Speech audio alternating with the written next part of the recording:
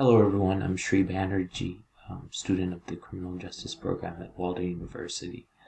And in this presentation, I'll be going over incarcerated individuals for special populations. So let's go and get started. I selected depression because this is a mental health problem that is multifaceted and important to take into consideration. My teacher is Dr. Darius Cooper, and this class is special populations. So let's go ahead and get started here. So let me give you a little overview, a history of how depression came about and studied in the context of incarceration. So the rates of incarceration, they have been increasing, and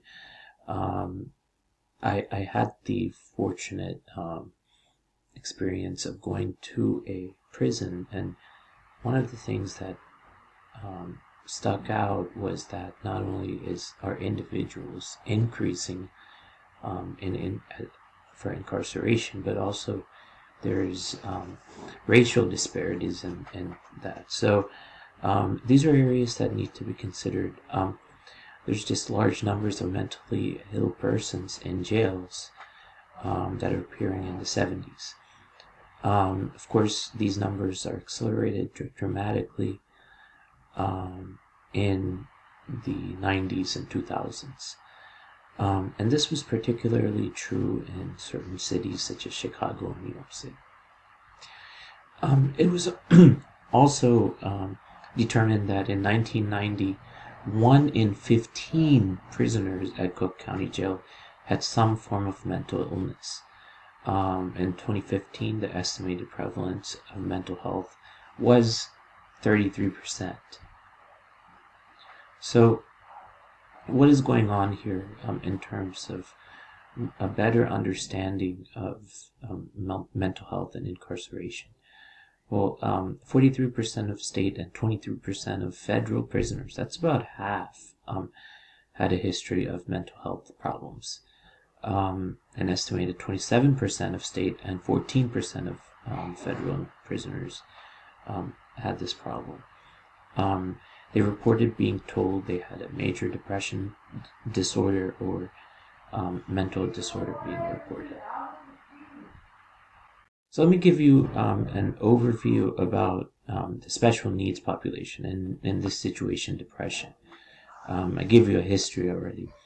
So the loss of personal freedom and privacy, prison violence, social isolation, lack of diminishing access to mental health care, substance use, chronic health problems, family history of mental illness, overcrowding. So these are all the reasons. I know this was a list that I provided, truly not exhaustive, but something to take into consideration.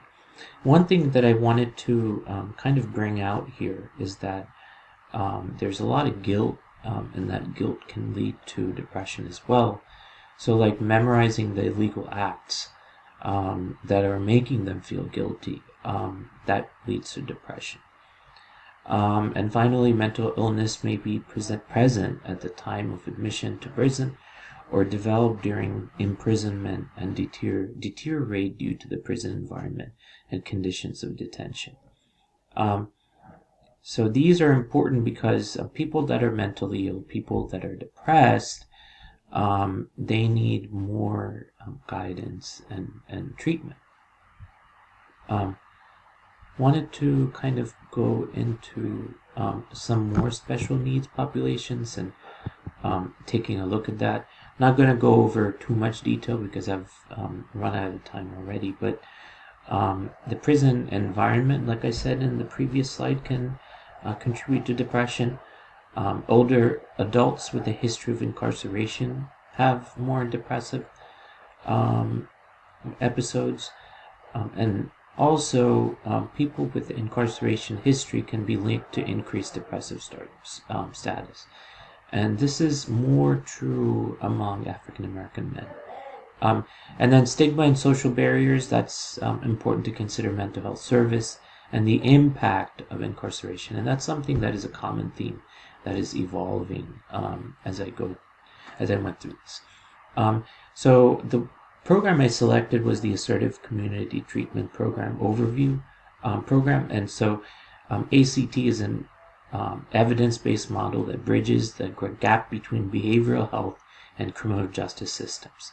And you can adapt the ACT model to serve people with criminal justice system involvement.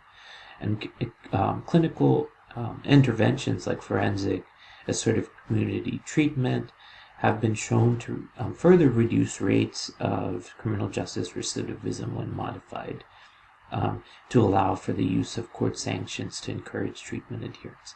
So this is kind of bridging the gap between behavioral health and criminal justice in a way that is more effective, and some of the components of the program include ways to integrate mental health.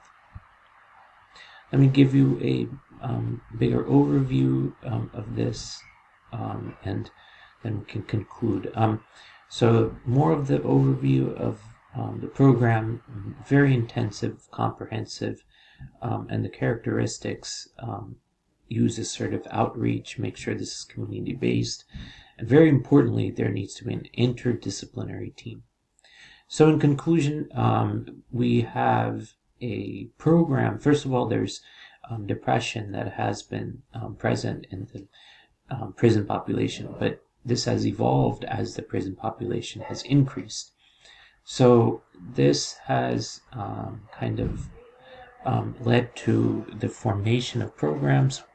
The first program is the assertive outreach, and then looking at some of the evidence shows that these are very effective.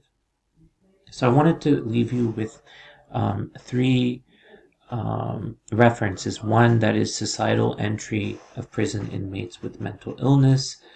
One that is effectiveness of FACT, and then also Rodenberg's outcomes of flexible assertive community treatment.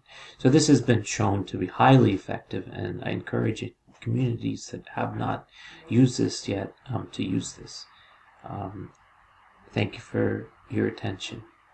I hope this made some sense.